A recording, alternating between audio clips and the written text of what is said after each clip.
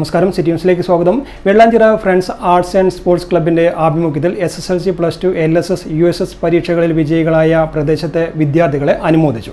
അനുമോദന പരിപാടി Kannur university anthropology വിഭാഗം HOD ഡോക്ടർ M സിനി ഉദ്ഘാടനം ചെയ്തു. അത്രയും സ്ട്രഗിൾ ചെയ്തിട്ടായിരിക്കും അവർ ഒന്ന് മുന്നോട്ട് വന്നിട്ടുണ്ടാവുക. കാരണം അവരെ ആ സ്ട്രഗിൾ എന്ന് പറഞ്ഞാൽ സ്ട്രഗിൾ തന്നെയായിരിക്കും.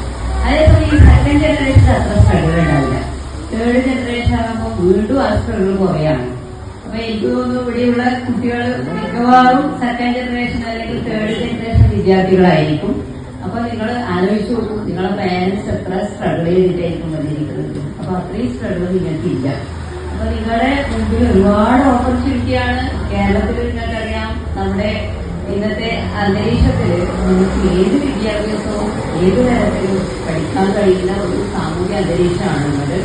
നിങ്ങളെല്ലാവരും നല്ല മികച്ച വിജയം നേടിയിട്ടുള്ള വിദ്യാർത്ഥികളാണ്. ഇത് നമ്മള് ജനറേഷൻ മാറി മാറി ഇന്നത്തെ ലേണിംഗ് അറ്റ്മോസ്ഫിയർ എന്ന് പറയുന്നത് AI വരെ എത്തി. AI ടൂൾസ് ഉപയോഗിച്ചിട്ടാണ് ഇന്ന് വിദ്യാർത്ഥികൾ പലരും പഠിക്കുന്നത്.